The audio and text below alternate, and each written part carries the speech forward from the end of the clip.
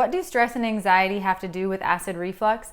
If you have stubborn reflux, whether you're dealing with LPR or GERD, it can take some out-of-the-box thinking to get relief that actually sticks. This usually means looking at the bigger picture and working on things that may not initially seem related to reflux, but are.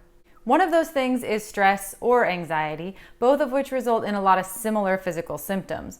When we're approaching acid reflux from what I call a whole body approach, we're thinking about how all the different systems in our bodies work together. First, if you haven't subscribed yet, hit the subscribe button and the bell to be notified every time I post a new video about gut health and reflux solutions.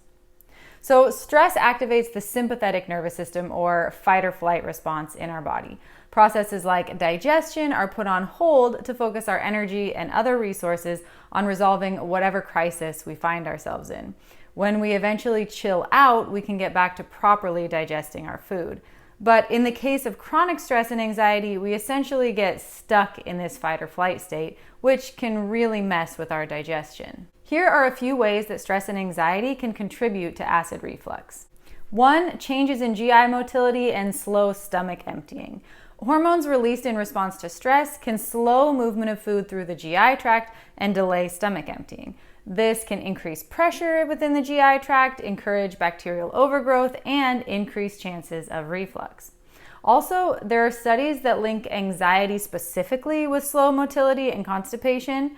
Cause and effect hasn't been proven, but some researchers theorize that anxiety causes a disruption in the nervous system within the gut, and this disruption is the cause of slow motility. I'll link all the studies that I'm referring to in the description box below for those of you who like to see the research for yourselves. 2. Muscle tension. Muscle tension is a common response to both stress and anxiety, and for some people this includes tightness in the diaphragm, which is the main muscle of breathing. The diaphragm is also the muscle that separates the abdomen and the chest and is where the esophagus meets the stomach.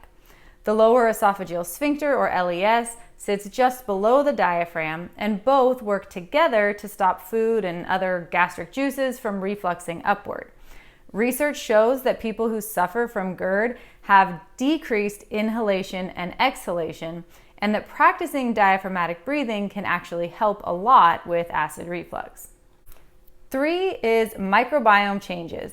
So the relationship between stress, anxiety, and changes in gut bacteria is complex and isn't fully understood, but research has linked both stress and anxiety to decreases in microbial diversity in the gut.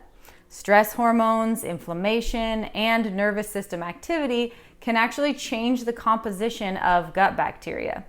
In turn, changes in gut bacteria can contribute to anxiety and depression through the gut-brain axis. So what can we do about this? It can be pretty frustrating to be told that you just need to get rid of stress or stop being anxious, because that's often easier said than done. But here are some simple steps you can take if you think that stress and anxiety may be contributing to your acid reflux.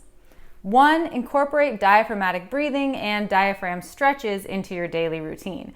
Whether you do this before you eat or before you go to bed, set aside at least a few minutes to practice deep breathing. It doesn't sound like much, but it's worth it, I promise. Not only does it improve your digestion, but it also helps to calm or reset your nervous system, so you can help your digestion and decrease your stress and anxiety at the same time. I'll link to some exercises you can follow in the description box below. 2nd, we can encourage good GI motility by eating slowly, chewing food really well, going for walks after eating, and decreasing snacking between meals.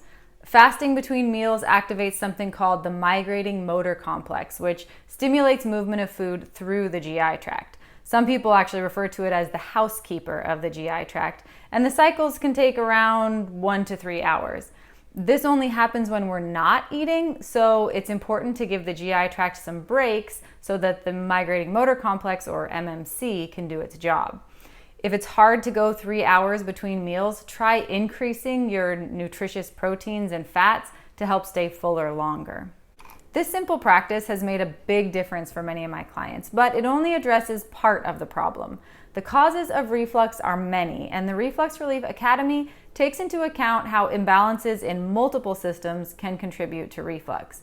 If you're wondering if you're a good fit for the program, check out the link to join below, and check out this video next.